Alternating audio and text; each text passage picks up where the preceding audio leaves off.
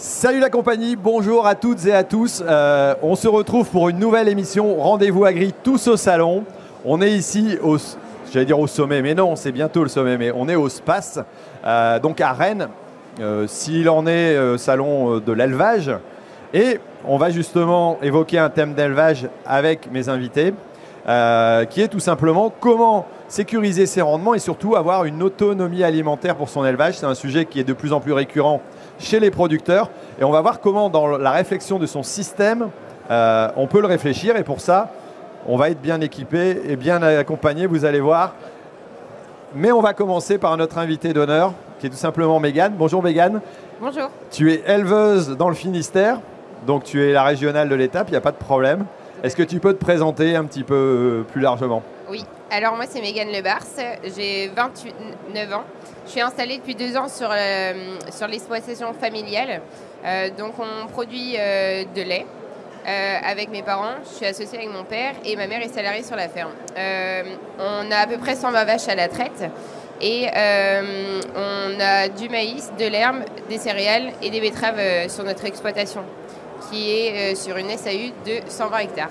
D'accord, tu es vraiment une éleveuse née, c'est ton ADN, on le voit sur tes réseaux sociaux.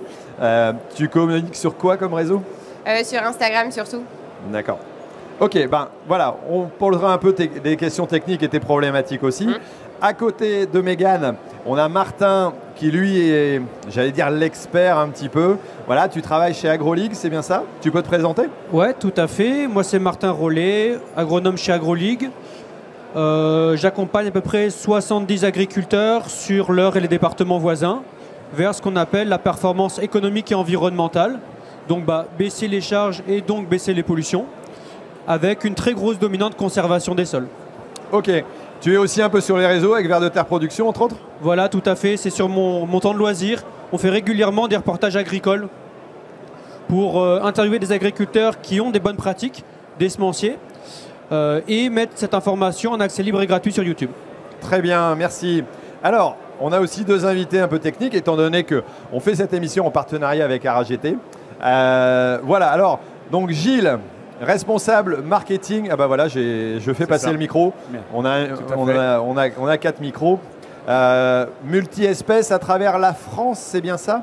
C'est ça, alors multi-espèces pour les 32 espèces que RAGT sélectionne et met à disposition des agriculteurs pour on espère, et on découvrira, déplafonner les rendements et répondre aux questions. Ok, bah vous êtes là pour répondre à nos questions, donc c'est très bien. D'ailleurs, si vous avez des questions, vous, j'allais dire au niveau des auditeurs, n'hésitez pas à en poser, ils donneront leurs réponses. Ça claque derrière, ça veut dire qu'on est sur un salon et ça vit, hein, il n'y a pas de problème. Voilà, on est aussi avec Sylvain, responsable commercial France. Dis-moi un petit peu, c'est quoi ton rôle dans la boutique?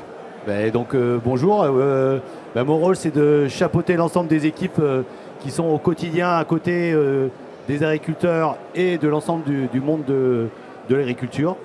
Donc RAGT, on va peut-être revenir sur ce que c'est qu'RAGT peut-être un peu plus tard. On va continuer sur ce sujet-là. Bon. Dis-nous ce qu'est RAGT, parce que tout le monde ne connaît pas. Le nom sonne certainement dans l'oreille, mais moi j'ai découvert énormément de choses. Vous avez une panoplie d'activités qui est assez large, quoi, hein. C'est ça.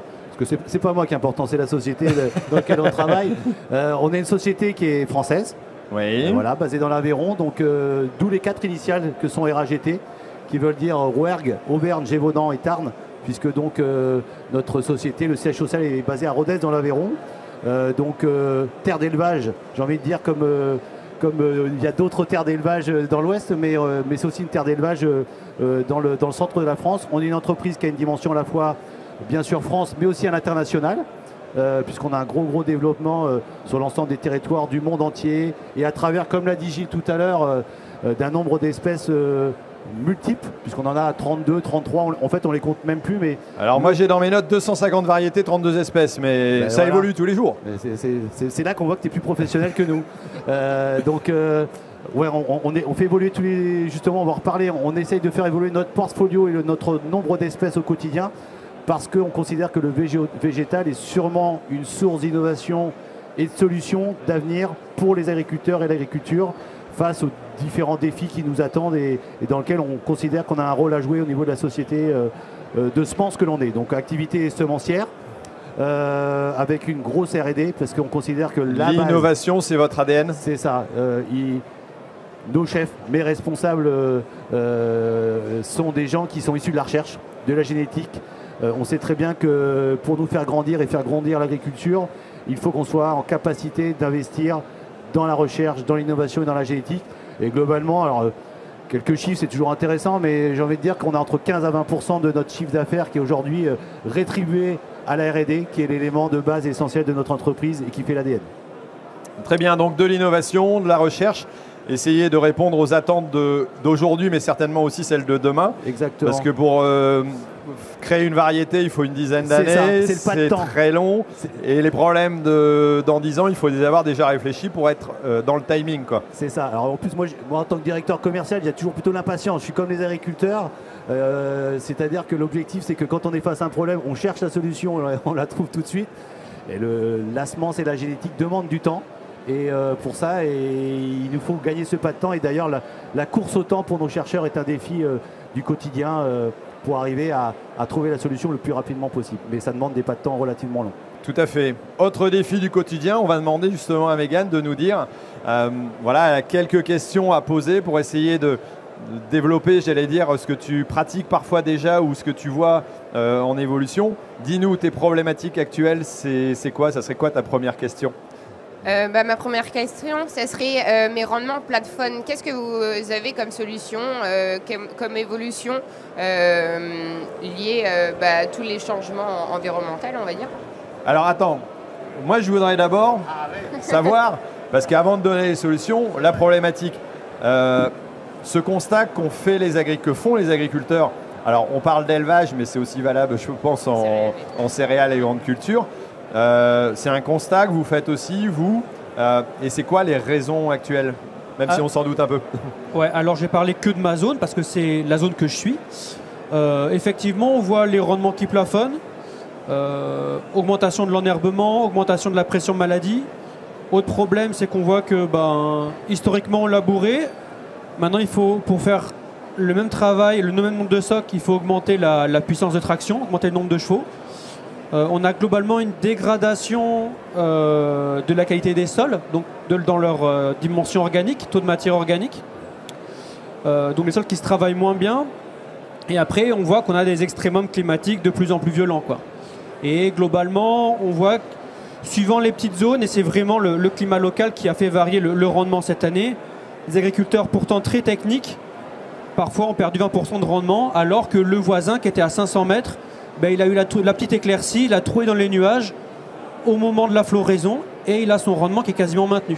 Donc on voit vraiment, la technique de l'agriculteur est très importante, mais même des gars extrêmement techniques, très pertinents dans leur choix technico-économiques, ont des rendements qui sont revus à la baisse à cause d'un climat qui fait des siennes. Donc ce n'est pas uniquement dû, j'allais dire, aux pratiques des agriculteurs. On est d'accord que certaines peuvent dégrader les sols et nous causer des problèmes, mais le climat, on l'a vu encore cette année, il y a des moments, moi il ne pleuvait pas chez moi, à 5 km on a pris des orages et ça a été extraordinaire de voir ça. Et donc il y a aussi, au-delà du fait de dire ok je vais améliorer ma technique, il y a aussi le fait de dire il va falloir que je repense tout mon système pour arriver à assurer mon alimentation pour mes animaux, quoi. Bah oui, tout à fait. En fait, si tu veux, en tant qu'agriculteur, la première des choses que tu peux faire, c'est gérer ta porosité et après ton choix variétal, ta fertilisation. Mais avant ça, tu as ta température, ton ensoleillement et ta pluviométrie que tu peux gérer à peu près par l'irrigation. Mais ensoleillement, température, tu peux rien y faire. D'accord. Même en étant très technique, à part peut-être être sous serre et sous néon, mais c'est pas le sujet ici. Non. Donc tu peux être très technique, mais si le climat il fait des siennes, t'as pas le choix que de t'adapter. Ok. Toi, les ébauches de solutions que tu vois de ton côté, c'est quoi les premiers leviers à actionner? La première des choses, c'est le levier variétal. On a vu des pressions maladies. Donc on est plutôt en système céréalier dans mon contexte. Et sur des variétés de blé, entre variétés, on a vu des pressions maladies sur une même zone qui allaient de 6 à 20 quintaux entre deux variétés. Donc c'est énorme. C'est vraiment la première des choses. Et après, on essaye donc le levier variétal et on met en place des leviers techniques pour essayer d'avoir un sol plus résilient qui va, dans une certaine mesure, compenser certains extrémums, notamment les excès ou les manques d'eau. Après, la lumière, on ne peut pas y faire grand-chose. D'accord. Ok, donc premier levier, le levier variétal. Chez vous, variété, je pense que ça va vous parler un petit peu. Qui est-ce qui nous explique un petit peu les leviers que vous avez de votre côté, les propositions que vous pouvez faire à les agriculteurs par rapport à ça? Les propositions, déjà, on constate la même chose, hein, comme Martin et Mégane. Martin, tu as évoqué des soucis d'enherbement, de haute. Donc nous, RAGT, on travaille du fait qu'on soit multi-espèces sur les solutions, comme vous pouvez voir sur cette table, hein, changement climatique, enjeux environnementaux, autonomie protéique. Donc effectivement, par rapport à ça, grâce à la sélection variétale, on a pu générer des solutions. Tu parlais enherbement, donc pour les éleveurs, le maïs en silage reste une source d'alimentation des troupeaux importante, surtout sur l'ouest. Donc on a des maïs duo-système, avec la technologie duo-système, où on va pouvoir gérer, grâce au traitement, la pression des raies gras ou des vulpins ou des PSD, donc qui vont accompagner. Mais à côté de ça, on a d'autres solutions. Par exemple, sur des conditions climatiques qu'on subit de plus en plus, avec des aléas qui sont, comme Thierry, tu disais, à 5 km, ou des pas de temps qui sont très courts. Aujourd'hui, un agriculteur est confronté, le changement climatique, c'est aussi des temps de chantier qui sont beaucoup plus courts. Oui. Et il faut réagir vite, d'où aussi la mécanisation importante. Et on a des variétés, par exemple, qu'on appelle Vigor Plus, je vais prendre en maïs, où on met un biostimulant aussi à côté, aussi bien en fourragère, où on va améliorer la vigueur, on va améliorer l'implantation, et on sait que la clé d'entrée, c'est l'implantation. Vigueur au démarrage pour avoir une activité qui démarre le plus fort possible. C'est ça, qui s'enracine et qui résiste mieux au stress, aux différents stress qu'il va connaître, aussi bien stress de la lumière, les stress de la chaleur, qu'on a aujourd'hui maintenant un peu plus, le stress hydrique, tous ces stress. On a aussi sur la maladie des variétés comme le triticale, source d'alimentation aussi pour les troupeaux, hein, qui vont résister aux maladies. Donc c'est un travail génétique et comme disait Sylvain, le pas de temps n'est pas le même. Donc on essaye de réfléchir en avance, mais il ne faut pas oublier que les variétés qu'on sort aujourd'hui sont avec des problématiques qu'on réfléchissait il y a 10 ans. Ouais. Donc aussi notre travail, et c'est important de l'expliquer, c'est que notre travail c'est d'essayer d'anticiper tous ensemble, d'où aussi cette table ronde. Hein, mais derrière, c'est comment on adapte l'existant aux problématiques. Et ça, c'est aussi tout un travail qui est continué après la sélection, avec des essais en conditions réelles pour avoir le meilleur conseil. Ok, choix variétal, toi, c'est, j'allais dire, des leviers que tu appliques, tu essayes de trouver les variétés qui correspondent le mieux à ton travail? Oui, c'est ça. Nous, on utilise, du coup, moi, je suis dans le Finistère et c'est vrai qu'on essaye d'avoir, du coup, nous, c'est beaucoup de maïs en silage et de l'herbe. Donc, on essaye que ça produit toute l'année. C'est vrai qu'il y a des années où on a plein de pluie, on a plein d'herbe, mais il y a comme des années comme cette année où le maïs, il a été semé un peu plus tard. Après, il a eu moins de soleil, il y a moins de rendement. Enfin, là, cette année, on sait déjà d'avance qu'il y aura moins de rendement que l'année dernière. Parce que les conditions ne sont pas pareilles et qu'on n'a pas eu autant d'ensoleillement qu'on a pu voir les années passées. Et comme on pouvait aussi, il y a 2 ans, où c'était la sécheresse, et puis là, les rendements, ils étaient nuls aussi. Et en fait, le forage, c'est le truc le plus important. Si on n'a pas de forage, on ne peut pas nourrir nos bêtes. Et du coup, c'est un casse-tête, on va dire, tous les ans pour justement pouvoir s'adapter, avoir assez. Des fois, on va en avoir trop, des fois, on ne va pas en avoir assez. Et du coup, c'est vrai que on voit en fonction, chaque année, on revoit un peu les variétés qu'on utilise pour voir qu'est-ce qui a marché l'année dernière, voilà. Ok. Au niveau technique d'implantation, on voit des maïs, avant, on était tous à 75 largeur. Est-ce que ça, c'est des leviers qu'on utilise sur lesquels on peut essayer d'adapter peut-être certaines variétés et puis dire, tiens, on va couvrir le sol plus vite, être moins enherbé Ça, exactement. Je sais pas si ça va peut-être marcher, c'est bon. C'est parti. J'avais à peine commencé, tu m'avais déjà coupé la chic. J'avais déjà dit trop de bêtises. Vas-y, je te laisse. Non.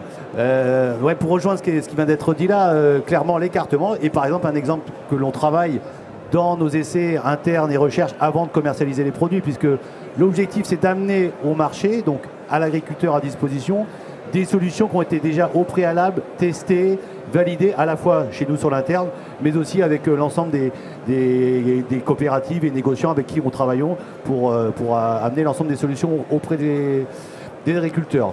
L'exemple de l'écartement, oui, on fait un travail dessus pour, par exemple sur les maïs, pour gérer le désherbage. Donc la première solution, Gilles l'a évoqué tout à l'heure, qui est une solution spécifique RAGT, qui est les variétés duosystème, où on a des alternatives de tolérance à des herbicides, mais aussi sur l'écartement, ça peut jouer sur le portefeuille. On analyse aussi nos produits, par exemple en maïs, sur la capacité de couverture de notre rang. C'est-à-dire au-delà de l'écartement, on regarde si des variétés ont une capacité plus importante de pouvoir couvrir le rang. Et je reviens encore avec la solution de Vigor Plus qu'évoquait tout à l'heure Gilles, qui était le travail sur la vigueur de départ. Plus vite on arrive à installer une variété dans son exploitation et sur son champ, et plus vite ça fait une couverture lumineuse pour pouvoir, je pars sous le couvert des agronomes beaucoup plus techniques que moi, mais ça permet de gérer ces problématiques de désherbage où on sait que les solutions chimiques qui sont proposées, sont de moins en moins tolérées réglementairement, et qu'on les renouvelle de moins en moins. Donc il faut qu'on trouve d'autres solutions, clairement. Ok, donc choix variétal, tolérance, type d'implantation, c'est des leviers qu'on va pouvoir le revoir actionner, quoi. Ouais, alors je vais rouvrir un peu le dossier, mais en fait, toutes ces limites, on les dit, et il y en a de plus en plus, climatiques, agronomiques, environnementales, réglementaires. Et l'objectif, c'est de trouver un ensemble de clés sur l'ensemble de ces facteurs-là. Parce que pendant très très longtemps, le travail génétique qu'évoquait encore Gilles sur les pas de temps très très longs, on a cherché, par exemple par des phénomènes d'hybridation, les maïs aujourd'hui qu'on appelle hybrides, si j'en reste sur l'espèce qui est le maïs, on a cherché à exprimer le maximum de potentiel. Et au fur et à mesure du temps que l'on voit passer, on a un ensemble de conditions limitantes, avec des facteurs externes de plus en plus forts, qui fait que on n'arrive pas toujours à optimiser le potentiel d'une variété spécifique. Donc il faut chercher surtout à sécuriser le potentiel pour l'agriculteur et les exploitations agricoles afin d'en assurer à la fois le potentiel pour alimenter le troupeau, ce que tu disais tout à l'heure, et indirectement sécuriser, j'ai envie de dire, l'élément phare d'une exploitation qui est l'élément économique. Oui. C'est-à-dire qu'il faut arriver à trouver une solution végétale qui puisse permettre à pallier tous ces différents aléas. Donc on va y travailler la vigueur, voilà. Et nous on appelle ça chez nous, je peux le dire tout de suite, ça s'appelle Hoplite. Donc on a mis tout ça dans le même package et on essaye à travers cet élément qui s'appelle Hoplite, c'est le petit truc que vous voyez vous là, même si personne ne le voit. Nous il ne le voit pas, mais on va l'expliquer après. C'est l'ensemble des contraintes que l'on a regroupées, que l'on teste en R&D chez nous et qu'on partage avec les distributeurs agricoles et les agriculteurs, pour éprouver si ça permet de sécuriser et de passer tous ces aléas climatiques, entre autres, qui ont été évoqués tout à l'heure. Ok. Toi, Mégane, conditions limitantes, est-ce qu'il y a des facteurs chez toi qui sont un peu compliqués dans les types de sol, dans le climat, qui fait qu'à un moment donné, la spécificité dans ton secteur fait que certaines limitations te bloquent aussi, quoi? Moi, dans mon secteur, du coup, je suis sur un bassin versant. Et du coup, on a des réglementations spécifiques. Après, dans les conditions limitantes, on va dire la pluie. C'est vrai que... Mais bon, dans le Finistère, dans le Finistère. Mais c'est vrai qu'on a cette chance aussi, c'est que nous, on a de l'eau, on a du soleil. Enfin, c'est vrai qu'on est une région qui a quand même du potentiel et on voit bien le fourrage qu'on fait en Bretagne, il n'est pas forcément fait dans les autres régions et c'est vrai qu'on a cette chance sur notre secteur à nous de pouvoir avoir des terres qui ont du rendement et puis qui nous accompagnent pour produire les troupeaux, quoi. Ok, mais en termes de la limitation, ça peut être comme cette année, moins d'ensoleillement, oui. Parfois trop d'humidité. Ouais, des terres hydromorphes, non? Non, ça va. Mais là, ce sera... Mais c'est l'exploitation parfaite. Non, c'est sûr, il y a les aléas. Mais c'est vrai que cette année, par exemple, le limitant, ça va être surtout les rendements. Parce que du coup, ils vont être un peu moins bons. Donc, ça va être soit faire plus, acheter un peu ou des trucs comme ça, quoi. Ok. Ah. T'as pas de problème de qualité ou de maladie qui vont avec aussi? Si, ça peut arriver. Je sais qu'il y a 4-5 ans, j'avais eu la mycotoxine dans mon maïs. D'accord. Et mon troupeau avait été très fortement impacté. Et c'était dû à un orage qu'il y avait eu avec de la grêle qu'il y avait eu au mois d'août. Et en fait, c'est vrai qu'il y a des années, ça se ressemble jamais, mais il peut avoir des maladies ou trucs comme ça. Où du coup, il faut s'adapter pour pouvoir trouver des solutions parce que le fourrage, on en a besoin et du coup, il faut pouvoir trouver des solutions. Martin, dis-nous, toi, au niveau de ton secteur, qu'est-ce que tu vois comme facteur le plus limitant pour les éleveurs, les producteurs dans ton coin? Alors, j'ai plusieurs secteurs. Un secteur sud-Eure où en fait il fait très sec. Le sud de l'Eure, il pleut 500 mm annuel. C'est pas le Finistère. Alors. Voilà. mais on fait 30 km à l'ouest, on passe dans l'Orne et d'un seul coup, hop, il pleut tout le temps. Donc c'est pas du tout la même problématique. En conditions sèches, au-delà de la restauration du sol pour préserver la conductivité hydraulique et garder de l'humidité. Donc ça c'est un levier, mais c'est long, restaurer la matière organique. Ce qu'on voit comme levier, c'est la baisse de la densité de semis, que ça soit sur des colzas, sur des maïs, sur des blés. C'est-à-dire que si vous baissez la densité de semis, et si on sème en bonnes conditions, il ne faut pas que ce soit verdun, il ne faut pas que ce soit dans la merde, mais si on sème dans de bonnes conditions, en fait, la carafe d'eau elle est divisée par moins de pieds au mètre carré, et on va avoir des plantes qui vont aller plus loin sur leurs composantes de rendement. Et c'est ce qu'on fait notamment tout le pourtour méditerranéen en zone très très sèche. Il sème à très très basse densité pour pouvoir être sûr de sécuriser le rendement en bout de cycle. Et c'est quelque chose qu'il faudrait qu'on retravaille. On le sait pour la nutrition hydrique, mais c'est quelque chose qu'il faut qu'on retravaille pour la nutrition lumineuse, c'est-à-dire que si on sème trop dense, nos plantes ont des panneaux solaires qui vont se recouvrir et donc on va avoir une carence lumineuse. Si on sème moins dense, on a des panneaux solaires qui sont mieux alimentés, moins de matière verte inutile à nourrir, et donc derrière on peut aller faire nos composantes de rendement. D'accord. Densité de semis, chez vous, c'est aussi un élément de recherche de conseils? C'est ce que j'évoquais tout à l'heure, entre l'existant, comment on travaille l'existant une fois la sélection faite. Oui, vous prenez par exemple nos fiches produits maïs, la plupart ont une courbe de réponse à la densité.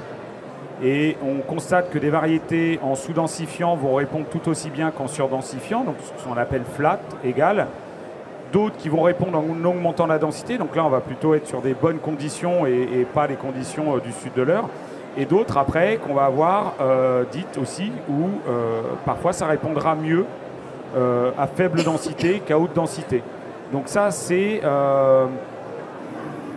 là que l'agronomie, que l'expérience de l'éleveur et de la sélection, enfin de la génétique se combinent. Et c'est ce travail-là que l'on fait pour être le meilleur. Après, ça reste un conseil, on va dire, assez large. Et c'est à chacun aussi d'adapter à son potentiel, à sa terre. On le voit bien, à 200 km près, même pas. Avec Martin, à 30 km près, c'est pas le même. Et comme moi, dans mon département, moi je suis plutôt dans le nord. Et c'est vrai que quand on voit ceux du sud de mon département, ils ont un peu plus de soleil, c'est un peu plus sec. En général, au mois de juin, ils ont déjà plus d'herbe. Et tandis que moi, de mon secteur, je n'ai pas du tout le même paramètre qu'eux, quoi. Donc l'adaptation au secteur est vraiment capitale là-dessus, quoi.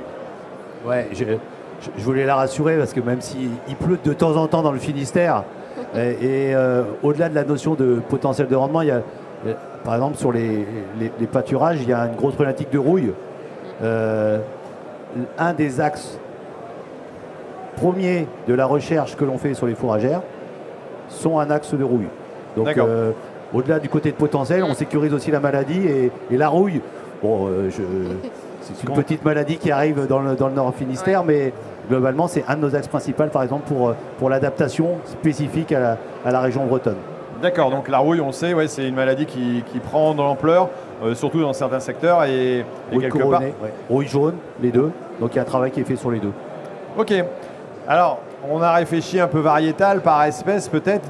Il y a peut-être un axe de travail. Est-ce que toi, tu mets en place l'utilisation de multi-espèces, de dire c'est pas uniquement sur le maïs que je me concentre pour alimenter mes animaux.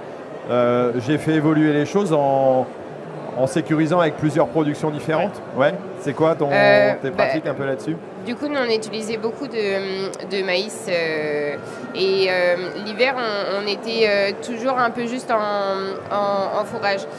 Du coup, ça fait 3 ans, depuis que je me suis installée, on a développé la partie on ensile de l'herbe au printemps, en valorisant nos couverts végétaux. Du coup, on a fait une grande partie et maintenant on est en style presque 30 hectares de couverts. Et du coup, en fait, si jamais cette année il y a eu de l'herbe au champ, mais l'année dernière, c'était un peu limite. Du coup, on a pu donner ce couvert au fur et à mesure, et du coup, ça nous a permis aussi maintenant de pouvoir être vraiment autonome et d'avoir du fourrage en quantité et tout au long de l'année, quoi. Et c'est plus facile parce que c'est vrai qu'il y a quelques années, on était beaucoup limité à restreindre un peu nos vaches, etc. parce qu'on avait ce manque de quelque chose. Et puis, nous, on fait pas mal de pâturage avec mes vaches. Du coup, les années où l'herbe ne pousse pas, tu manges les stocks d'hiver, etc. Et du coup, ça va vite. Et le stock, nourrir les vaches, il faut le faire. Et du coup, je pense que c'est des trucs qu'on s'adapte au fur et à mesure, justement, à cette valorisation de couverts que nous, il y a juste 15 hectares d'avoine qu'on valorise pas du coup en hiver, mais la totalité de nos terres sont il y a quelque chose dessus pendant l'hiver parce que c'est obligatoire. Oui. Il y a un côté réglementaire. Oui. Voilà, mais vous avez su utiliser ce côté réglementaire pour le sublimer et arriver à avoir un élément d'alimentation pour vous qui va compléter et limiter le risque de manquer à un moment donné, quoi. C'est ça. Du coup, on fait on implante de l'herbe sous maïs sur 25 hectares. Du coup, celui-là, on peut le faire pâturer par nos génisses, etc. Si jamais on en a besoin au cours de l'hiver. Du coup, ce système-là, ça fait que, en gros, on récolte notre maïs et après, on n'a pas besoin d'aller travailler le champ parce que, en fait, le couvert va prendre sa place. Il est déjà... donc ça, on la plante avec un binage à un stade, je crois que c'est 5-6 feuilles, un truc comme ça. Et du coup, avec un binage, avec une machine, elle le TA, elle implante son herbe sous le maïs. Donc on ne fait pas la totalité de la surface parce que quand on fait 25 hectares et après le reste on met on met du couvert d'avoine sur 15 hectares et puis après le reste c'est on va semer du riz gras après les céréales. Après on a aussi on fait un peu d'échange de patates, du coup on met du riz gras aussi et après suivant un stade de l'année à partir de mi-septembre, et là on va implanter plutôt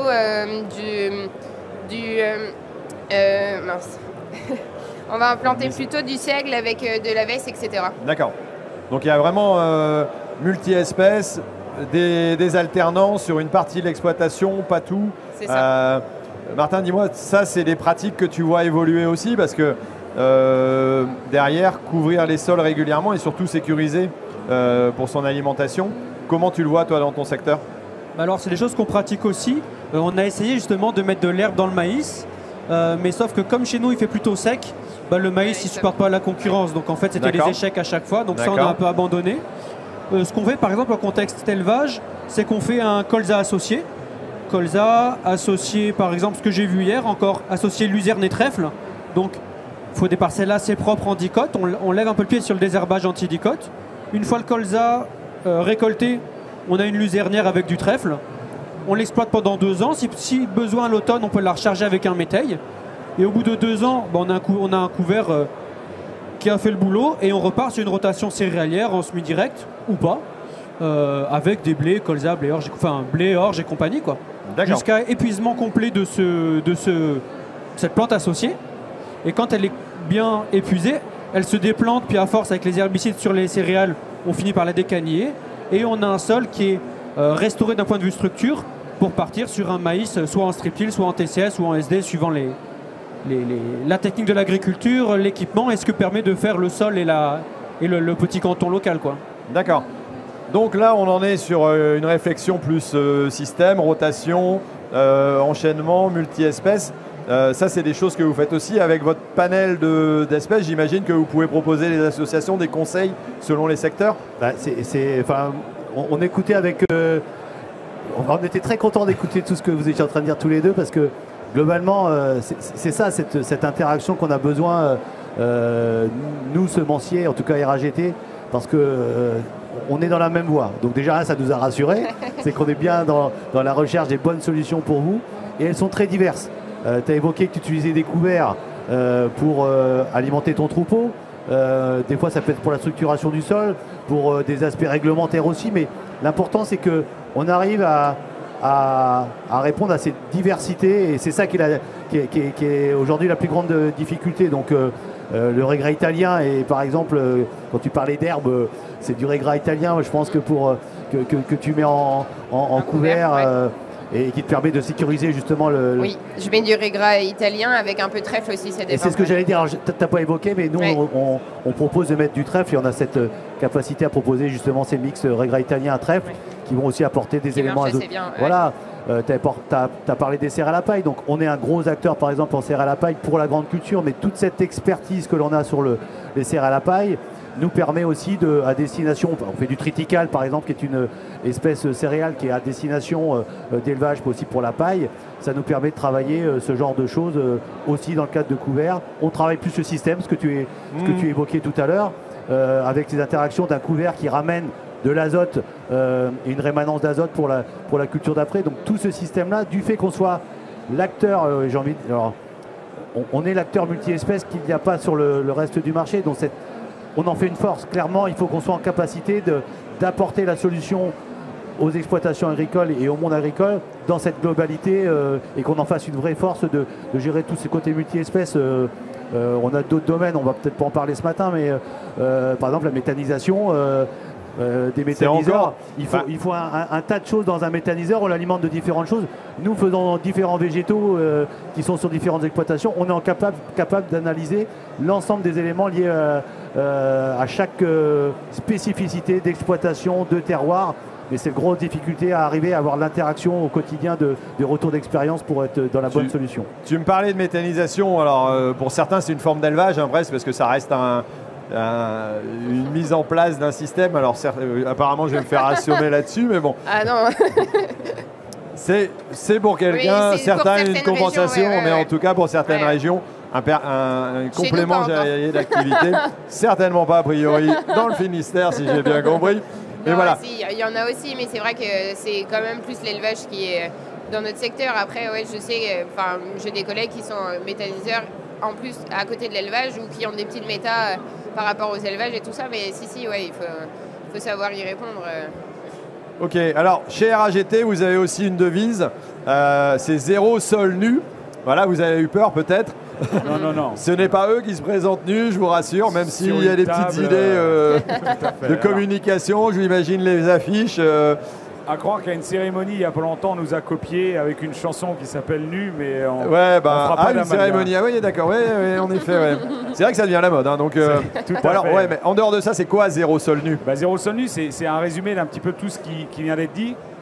C'est une démarche outre-réglementaire, comme on l'a évoqué, que RAGT se positionne clairement sur des sols vivants. C'est qu'aujourd'hui, un sol ne doit plus être nu parce qu'il y a plein d'avantages. Déjà, il est vivant. Pour reprendre les propos de Martin, la matière organique, c'est dur à faire revenir sur le sol. Un sol couvert aidera à faire revenir de la matière organique dans votre sol et à augmenter votre réserve hydrique, la conductivité dans le sol, de tous les éléments nutritifs, de la vie bactérienne et autres. L'autre point, c'est qu'au final, on voit plein de problématiques qui ont été évoquées, dont l'alimentation du bétail. Donc, on peut arriver sur de l'autonomie protéique avec des couverts, en interculture ou en culture associée. Mais on arrive avec la méthanisation, on arrive avec de l'optimisation de la fertilisation. Un sol couvert répond vraiment à tous les enjeux, qui soient juste santé du sol, donc matière organique, antinématode, parce qu'on a des cultures antinématodes, et plus sur l'alimentation du troupeau même. Alors, on ne va pas reprendre l'analogie de la grosse panse et du gros rumen qu'est le méthaniseur. Au final, vous voyez, l'élevage, tout le monde veut en faire, mais personne n'a su. On fait des méthaniseurs, c'est mieux. Non, mais voilà. Donc, on a vraiment cette démarche du fait du multi-espèce, de la culture associée, de l'interculture, où un sol peut être couvert 100% de son temps. Alors, c'est bien gentil, mais moi, de temps en temps, agriculteur, je subis la réglementation qui m'impose de semer des couverts. je les implante et manque de pôle, il fait sec, ça pousse pas. Comment je peux arriver à réfléchir à... Voilà, est-ce que vous avez des solutions en disant, alors peut-être que dans les pratiques, on va les semer sous couvert avant, à la bonne période. Peut-être que selon l'année, on va devoir dire, je vais attendre et pas semer ce que j'avais prévu au 15 août et attendre le 15 septembre parce que s'il fait sec, c'est pas possible. Ça, c'est des réflexions qu'on peut avoir, des discussions qu'on peut avoir avec vous pour pouvoir réfléchir vraiment système et s'adapter aux conditions qu'on a. Complètement. Après, c'est un peu le chien qui se mord la queue en fait, parce que, pour rebondir, c'est que si on augmente la matière organique, on va augmenter la rétention d'eau et donc du coup les couverts prendront mieux. Alors c'est peut-être résumé le on résumé. demandera l'avis de l'expert juste après. C'est pour ça que je voilà. le regarde en parlant, il ne me fait pas de gros yeux pour le moment, donc ça va. Et non mais c'est un travail qui ne sera pas fait du jour au lendemain et qui a été oublié. Pour moi, aujourd'hui, l'agronomie, c'est le levier de l'agriculture d'aujourd'hui et de demain. On revient à des basiques, à des fondamentaux, mais les fondamentaux, on ne peut pas les accompagner. C'est comme aller faire du rallye, et je trouve que ça représente bien un peu notre agriculture avec une Formule 1. Aujourd'hui, les outils ne sont pas adaptés, donc il faut faire évoluer tout ça. Et nous, le pas de temps de la recherche, on y travaille. Donc on travaille avec des variétés comme labellisées Hoplite, on travaille avec des biostimulants, avec la vigueur de déplat, pour justement aider l'implantation, comme de la rétention d'eau autour de la graine, des choses comme ça. C'est vraiment un semencier aujourd'hui. Il y a le sélectionneur, il y a une autre personne qui est importante, qui est un statisticien aujourd'hui. Alors ça fait peur, mais c'est des choses aujourd'hui. On sélectionne aussi beaucoup avec de la donnée qu'on a acquis depuis des années informatiquement. Et il y a aussi tout ce qui va autour de la semence. Et on doit être force de proposition parce que tout ne répond pas selon les espèces, les variétés. Pareil, et donc on doit savoir conseiller au mieux tout ça. Alors, validation de l'expert, oui, en effet, les évolutions de pratique vont permettre de modifier et de favoriser aussi le développement de certaines implantations d'enchaînement, de dire, si j'ai des problèmes de sécheresse, certes, il y a le climat, mais mon sol peut peut-être aider un petit peu. Ça, tu le vois dans les exploitations que tu suis peut-être ou que tu rencontres. Le changement de pratique a quand même modifié énormément la qualité des sols et puis aussi l'implantation et la diversité qu'on peut avoir dans ces cultures. Oui, tout à fait.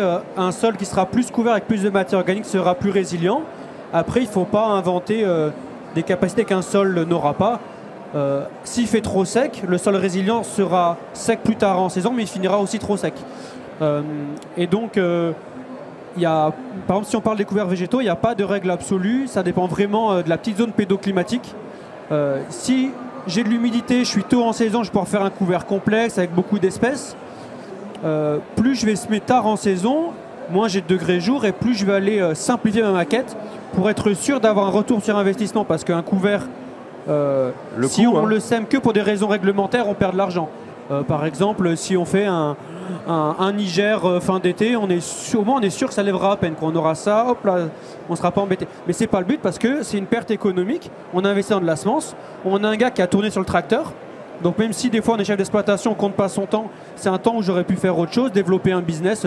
Donc ça coûte extrêmement cher et du temps de ferraille.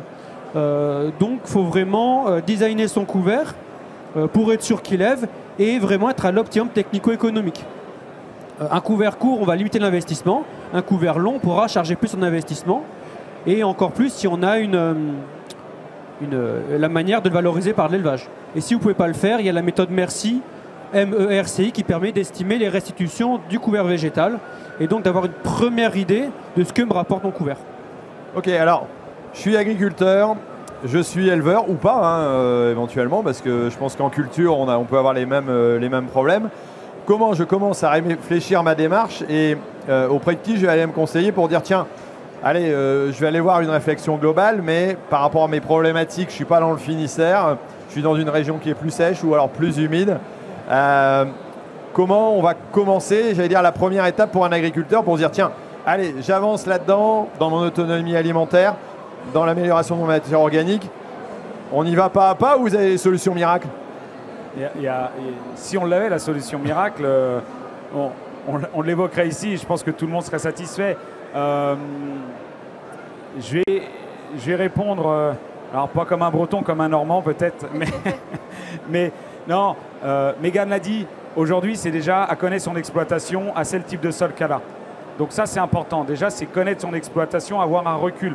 Aujourd'hui on a des outils comme de la cartographie de rendement, alors moi en élevage, des choses comme ça qui peuvent nous permettre d'appréhender un peu mieux. Quand on avait une vision macro, on peut arriver sur du micro. Il y a aussi s'accompagner de personnes comme Martin, de conseillers, soit via la distribution, COP Négoce qui ont aussi, ou soit via du conseil indépendant comme Martin et AgroLeague. Voilà. Et après le semencier, qui lui connaît les choses et sera conseillé par des essais qui ont été faits en commun sur des associations de culture. Et aussi, ce qu'on a besoin, on parlait des coûts et de l'implantation, c'est sûr, si demain on va chercher une autonomie protéique, eh ben, c'est une manière de penser et de réfléchir dans sa rotation qu'il faudra évoluer. Parce que si on essaie d'être pareil comme l'on a fait depuis 20 ans, on ne pourra pas aller chercher l'autonomie protéique. Je pense que Mégane, avec ses parents, ont évolué parce qu'ils ont intégré des couverts sous le maïs, ils avaient un besoin. Voilà, nous aujourd'hui, on peut vous dire, vous êtes embêtés, ben, on a des fourragères qui vont produire très tôt au printemps et plus tard à l'automne. Comme ça, on va éviter les périodes de sécheresse et en plus, on peut les pâturer. Ouais, mais sauf que, si on propose d'outils qui n'est pas adapté, c'est comme en machinisme, si on propose un outil qui n'est pas adapté à la problématique, on peut avoir toutes les solutions. C'est qu'à un moment, il faut discuter et c'est ce qu'on fait là, quoi. Ok, donc c'est analyser ces problématiques, voir les solutions qu'on peut proposer, certainement faire des essais aussi selon les secteurs, regarder au-dessus de la haie pour voir son voisin et ses pratiques, pourquoi pas, j'en sais rien. Mais voilà, et dire, à un moment donné, il y a peut-être les solutions que je vais trouver, parce que on parlait de la protéine. L'autonomie alimentaire, c'est une chose en termes de couverture globale, peut-être énergétique, mais la protéine, c'est un sujet aussi qui vient de plus en plus par rapport à la demande globale, mais aussi au coût d'investissement. Alors le coût d'investissement en semences, il est là, mais si on récupère de l'azote et de la protéine, ça va peut-être être sympa aussi, quoi. J'aime bien ta phrase. L'investissement en semences est là. Parce que ce n'est pas un coût en tant que tel, c'est bien un investissement. Je pense qu'il faut le raisonner comme ça dans son approche. Clairement, choisir et faire le choix de l'agronomie, Gilles l'évoquait tout à l'heure, le choix de l'agronomie, d'une réflexion professionnelle autour de la semence et de l'investissement qui va avec, permet d'optimiser ce qu'on doit mettre en place sur son exploitation avec ses contraintes spécifiques d'une exploitation des uns et des autres. Et cet échange-là, on n'y arrivera que si on travaille tous ensemble. Donc Gilles évoqué de faire cette table ronde là collectivement, on a tous quelque chose à apporter de notre expertise. On peut y rajouter l'ensemble de nos partenaires, distributeurs, coopératives et négociants qui ont aussi leur propre rôle d'expertise. C'est vraiment dans cette collaboration globale du monde agricole qu'on avancera. Nous, on ne se voit pas avancer tout seul. Bien sûr que non, il faut qu'on soit en capacité permanente d'être dans cette interaction et on a mis un ensemble d'outils en place. On a un club, on a un club d'agriculteurs, on a des événements, on pourra peut-être y revenir. On va en parler à la fin de l'émission. Mais on a un ensemble de choses qui ont pour but de vraiment travailler ensemble et dans le même pas de temps et travailler en collaboration, même sur des sujets de demain. Depuis tout à l'heure, on n'a pas cité, mais par exemple, il y a le dossier carbone qui va peut-être nous arriver différemment. Mais voilà, et on parle d'empreinte carbone, de choses comme ça, mais le carbone peut être un sujet majeur de l'agriculture demain, même économiquement pour les différentes exploitations, et il faut d'ores et déjà qu'on s'y prépare. On ne va pas tout dévoiler, mais on essaye de se dire ça peut être quoi le carbone de demain, et que nous, RAGT, acteurs multi-espèces, qu'est-ce qu'on peut apporter aux agriculteurs et au monde agricole sur ce sujet carbone de demain. Ok, alors avant de conclure, un bon moment agricole, c'est aussi un moment convivial. C'est vrai. Voilà, alors je voudrais pas vous mettre la pression, on va pas faire de mauvais jeux de mots. Je vais demander à Guillaume de me suivre parce que il y a quand même une référence chez RAGT. Ouais, c'est vrai. C'est la variété Planète. Oui. Planète, alors moi je vais aller en chercher un verre quelque part. Dis-nous un petit peu, c'est la variété emblématique quand on parle de houblon, de bière. Alors attention, consommer avec modération, on est d'accord. Mais Planète, voilà, c'est la référence, quoi. Bon, moi j'ai cherché un verre en attendant. Ouais, j'ai bien compris. Ouais, c'est vrai que depuis tout à l'heure, on a fait beaucoup d'agronomie, de choses techniques. RAGT, on a quelques variétés quand même connues et la plus connue, la plus reconnue, c'est une variété d'orge de printemps, orge brassicole qui s'appelle Planète, qui porte bien son nom parce qu'elle est présente sur, bien sûr, l'ensemble du territoire France, mais Europe et international. Et c'est la variété qu'on retrouve dans quasiment toutes les bières du monde à l'heure actuelle, parce que c'est la référence du marché qualitativement. Et c'est vraiment une récompense parfaite, cette variété Planète, pour tout le travail de fond de l'ensemble de l'entreprise RAGT qu'on est, des collègues de la recherche, jusqu'à nous commercial, d'avoir l'aboutissement d'une variété qui correspond parfaitement aux attentes des agriculteurs en rendement, mais aussi des industriels. Parce que l'agriculture, ça nourrit tout le monde. Hein. L'ensemble des gens veulent avoir des choses. Là, on parle de nourrir, c'est plutôt boire. Mais clairement, il faut aussi qu'on réponde aux attentes des industriels et des demandes du grand public. Parce qu'il n'y a pas que les agriculteurs, il y a aussi les industriels. Ouais. Voilà, il y a toute cette gamme de travail que vous devez faire. Bon, allez, je vais aussi, voilà, je vous dis, je ne vous mets pas la pression, mais quand même un petit peu, on va faire un petit quiz. Aïe. Parce qu'il faut un moment un petit peu plus de détente. Je vous préviens, on a cherché les questions. Vous allez voir, ça va être très très compliqué de répondre. Attends, je donne le micro à Gilles parce que je suis pas sûr que je vais être au niveau. Là, alors on a les deux équipes, voilà, on a l'équipe RAGT, on a l'équipe, j'allais dire aussi pratique et le terrain. Et moi, je ferai l'arbitre. Super. À chaque fois que vous avez une bonne réponse, vous avez le droit de boire une goutte de Planète. Voilà. Alors on va commencer. Honneur aux dames par la première question. Une question, je vous donne 4 réponses, vous me dites laquelle est la bonne. On va voir si c'est compliqué ou pas. J'en vois un qui triche là. Hein. Attention. Non, ne regardez pas. Voilà, on va t'enlever les lunettes. Alors, quel est l'engrais naturel préféré des vers de terre? Alors, pour quelqu'un qui bosse pour vers de terre production, voilà. Est-ce que c'est la pizza, le compost, les restes de soirée raclette ou alors les chips de carottes? Réponse difficile. Alors je vais faire une réponse que tu n'attends pas, mais les vers de terre, ça n'aime pas le compost parce que j'ai déjà composté. Donc tu nourris pas des vers de terre au compost. Donc tout le reste, mais pas le compost. Extraordinaire. Allez, vous avez le droit de boire un coup. Moi aussi d'ailleurs. Alors moi j'ai pas... non, c'est moi qui pose les questions. Voilà. Mais en tout cas, je valide la bonne réponse parce que les chips de carottes, pourquoi pas aussi. Hein. Sur un sol, si un sol se retrouve saturé en eau, on dit qu'il est prêt pour une compétition de natation, on l'a vu pendant les JO, éventuellement dans la Seine, en mode spa pour les racines, voilà, hydromorphe ou alors arrosé à point pour les pâtes. Ah, mon côté gastronomique irait vers les pâtes, mais je pense que hydromorphe pourrait être la bonne réponse. Bon, c'est le bon terme pour dire qu'un sol est saturé en eau et voilà, qu'il n'arrive plus à désengorger. Et si on a les vers de terre qui s'y baladent, on aidera en tout cas à le faire travailler, ce sol. Bon, c'est bon. Vous avez le droit de boire à deux. Oui.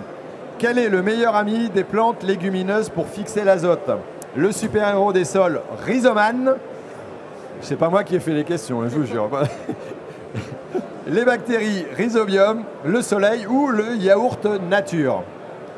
Et c'est là qu'il me sort, c'est le yaourt nature parce que c'est le meilleur. Je pense que c'est la question B.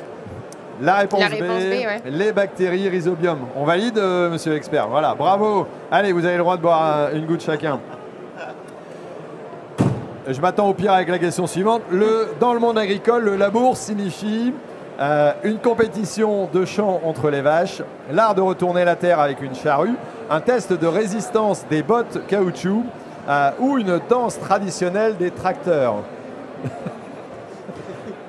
Alors même s'il y a un concours national, c'est l'art de retourner la terre.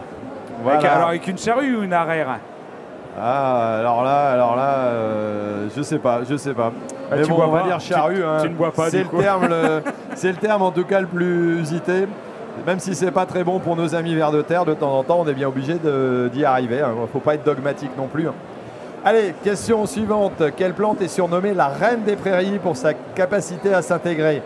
La menthe royale, la luzerne, l'herbe VIP, c'est un beau truc VIP tout à l'heure, ou le trèfle chanceux? La luzerne. La luzerne, ouais. Une bonne implantation. Bon, d'ailleurs, je retourne après le salon pour aller implanter la mienne. J'espère qu'il ne sera pas trop tard. Bonne réponse. Tu peux boire un verre vu que c'est ton coéquipier. Il n'y a pas de problème. Quelle est la meilleure technique pour vérifier si un sol est en bonne santé? Le goûter avec un peu de vinaigrette, C'est la proposition 1. La proposition B, faire une fête avec les vers de terre, encore une fois. Observer sa structure et sa biodiversité, un profil de sol peut-être. Utiliser un thermomètre pour sol au cas où, pour voir sa température. Je pensais que tu allais nous mettre la technique du slip aussi. Pas faux, c'est vrai. Alors la Le réponse slip C, en coton. si mes souvenirs sont... Observer cette structure et sa biodiversité, on peut le faire avec un slip. Comment tu fais avec un slip? Ah bah C'est alors, pas en synthétique, j'imagine. Non, c'est un slip en coton où il y a le sachet de thé aussi, je crois, il y a des techniques comme ça, mais qu'on enterre pendant un mois, Martin, c'est ça? Non. J'ai pas vraiment duré. Après, nous, on n'aime pas trop la technique du slip. Parce qu'en fait, si tu veux vraiment voir comment boxer. fonctionne ton sol, il faut qu'il soit intact. Et donc, en fait, tu prends, mettons, un sol de prairie, tu enterres ton slip, donc tu fais un gros trou, en fait, pour l'enterrer. Et donc, tu minéralises, tu relances la vie. Et donc, tu as forcément un biais de surminéralisation et de surefficacité de la dégradation de ton slip si tu l'enterres. Bon, Donc, Alors, c'est un si on test, m'avait dit qu'on allait parler de surminéralisation et dégradation du slip dans Voilà. cette émission, je n'aurais pas signé pour la faire. Ouais. Mais bon, Et c'est pour ça qu'il faut toujours être couvert comme les sols. sortez Oh, couvert. pas mal, pas Non, mal. c'est pas ça, c'est Non, zéro zéro sol sol nul. nul. Allons. Je sais plus à qui je pose la question du coup maintenant. Voilà. Pourquoi le colza fait-il parfois office de super-héros dans les champs? Il se déguise en maïs pour surprendre ses ennemis. C'est improbable ces réponses. Il améliore la structure du sol grâce à ses racines profondes. Il danse le cha-cha pour faire peur aux mauvaises herbes. Ou alors il parle aux abeilles en morse. Alors, à votre avis? Moi, je te laisse répondre. Bah, t'as parlé de racines profondes, ça doit être ça, mais pour moi, le colza, il a pas de racines puissantes du tout.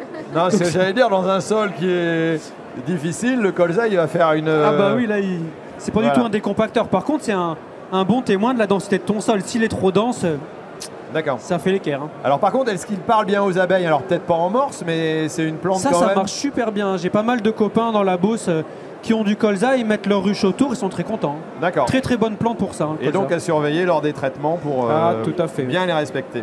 Tout à fait.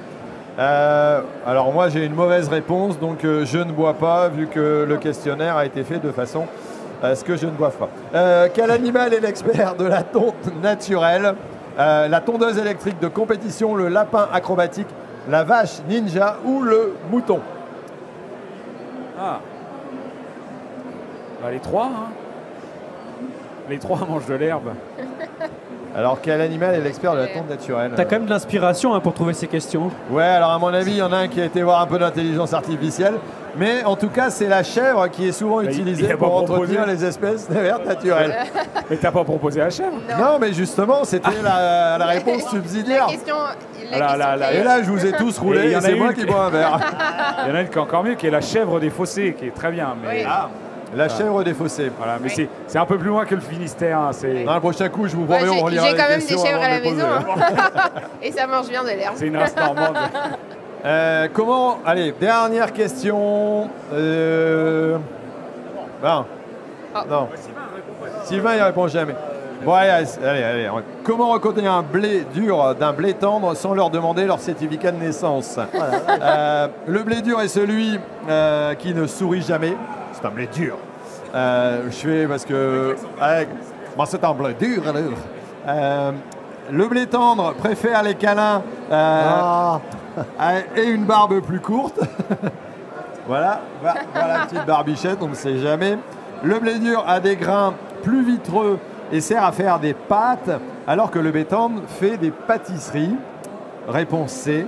Le blé tendre ne peut jamais résister à une bonne chanson douce. Ah.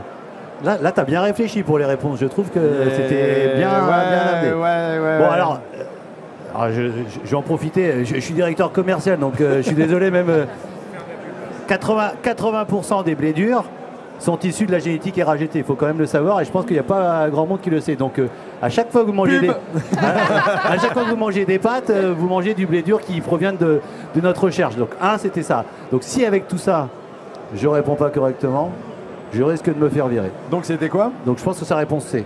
D'accord, impeccable. Eh bien oui, réponse C, plutôt des pâtes. Ben oui, pour La faire. semoule. Ah oui. Et donc le blé Attends, il tendre, me cherche là, il me cherche. farine. Je le sens que je suis. Et donc pâtisserie, pain Voilà. ou C'est nouilles. ça. Ah, c'est la différence entre les pâtes et les nouilles. D'accord. Micro, vas-y. C'est l'expert de la pâte. Donc la pâte, c'est avec du blé dur. Gilles, Voilà. Gilles Bon. il aime bien passer à table. Je vais arrêter de vous torturer avec mes questions. On va pouvoir finir notre petite discussion sur la couverture des sols et la réflexion système pour arriver à la résilience, j'allais dire, et puis à l'autonomie alimentaire, ce qui était notre sujet. On reprend donc le choix variétal, le type d'implantation. On revient aussi sur la diversité qu'on peut avoir avec des multi-espèces éventuellement, l'échéance des cultures et la mise en place de cultures, d'intercultures qui peuvent servir aussi entre deux à alimenter. Et puis l'arrivée, pourquoi pas, de la protéine pour aider à l'autonomie alimentaire et investir dans les couverts, on est bien d'accord, pour récupérer de l'azote éventuellement ou de l'alimentation et des protéines dans son système. Et comme ça a été dit tout à l'heure, ne pas simplement répondre à des contraintes réglementaires, mais à l'ensemble des enjeux. Utiliser une contrainte et en faire une force. C'est ça. Voilà. Ah, donc, tu parles bien, tu parles très tu bien. vois, j'ai de l'agriculture. Ah non, de l'agriculture, pardon. Voilà, bah, écoutez, on a évoqué un peu ces différents éléments. Maintenant, si on va avoir un peu plus de renseignements, vous faites des essais, vous avez des plateformes, vous avez un site internet, vous avez des conseillers qui peuvent répondre aux questions de nos auditeurs. Alors, on le fait aujourd'hui et l'objectif, oui, c'est de partager au maximum avec le monde agricole, donc les agriculteurs et aussi nos clients distributeurs. Pour ça, on a mis un club d'agriculteurs en place qui s'appelle le club des semeurs que vous pouvez retrouver sur Internet. Ce club a pour but justement de partager, d'échanger des praticités agricoles, des conseils techniques pour accompagner les agriculteurs. Donc ça s'appelle le club des semeurs. Ça c'est le premier levier qu'on a mis en place de communication sur lequel vous pourrez nous retrouver. Bien sûr notre site internet RAGT. Et puis on a initié, alors on a un petit truck qui est juste derrière nous qu'on appelle chez nous l'Innov Truck. Et cet Innov Truck en fait il parcourt différents lieux en France au contact des agriculteurs et de l'agriculture, et on a mis en place 3 événements qu'on appelle des InnovTech pour partager avec l'ensemble de nos interlocuteurs tout le savoir et toute l'expertise. Il y en a un qui est aujourd'hui dans le sud-ouest, à côté de Toulouse, où nos collègues sont en train de travailler, et mes collaborateurs. On en a fait un la semaine dernière dans l'Alsace, qui s'est super bien passé. Et il y en a qui arrivent encore. Et il y en a un qui arrive la semaine prochaine sur le territoire breton. Donc on en a un au nord de Rennes, qui est le 27 près d'une station de chez nous, qui est au nord de Rennes, à côté de Fougères. Où est-ce qu'on retrouve toutes ces infos? Sur site internet? Site internet, nos interlocuteurs locaux RAGT et sur RAGT Semences, c'est ça, Insta, et le club d'agriculteurs, Instagram. Alors on n'est pas aussi connecté que vous, on va essayer de s'améliorer, mais en tout cas sur nos réseaux sociaux, on a une page LinkedIn, on a une page Facebook RAGT Semences. Voilà. Et moi je vous mets les liens ici en dessous pour pouvoir vous inscrire éventuellement les semeurs RAGT. Vous pouvez y aller, créer votre compte, c'est gratuit. C'est gratuit, complètement gratuit. Bon. Et je peux te proposer un dernier truc ou pas? Vas-y. Parce qu'en fait, Gilles, depuis tout à l'heure, on voit de face, mais je vais lui dire de se retourner, comme ça fera le petit final, parce qu'on a parlé de solutions et de trouver une alternative. Maintenant, il veut se remettre. Ça s'appelle Réveille ton champ, on l'avait en arrière-plan. Parce qu'en fait, on veut redynamiser. C'est ça. Toutes les contraintes, on veut les accompagner. On s'est dit que Réveille ton champ, ça serait une bonne solution pour accompagner nos amis agriculteurs et l'ensemble de la profession. Voilà. Très bien. Alors, Réveille ton champ, écoute cette émission, c'est très bien. Participe, fais évoluer ton modèle pour arriver à répondre aux défis de l'agriculture d'aujourd'hui et certainement celle de demain. Merci de votre interaction, merci de vos propositions. N'hésitez pas à poser vos questions ici en dessous. L'équipe regardera et puis pourra vous donner une réponse, des conseils. Allez voir les liens qui sont ici en dessous pour avoir les informations complémentaires. Et merci. Puis nous, on va continuer notre petite discussion autour d'un petit verre de planète. C'est ça. Merci pour l'accueil. À très bientôt. Et nous, on se retrouve pour d'autres émissions. Rendez-vous Agri, tous au salon. Certainement aussi au sommet. Allez, à très bientôt. À bientôt. À bientôt.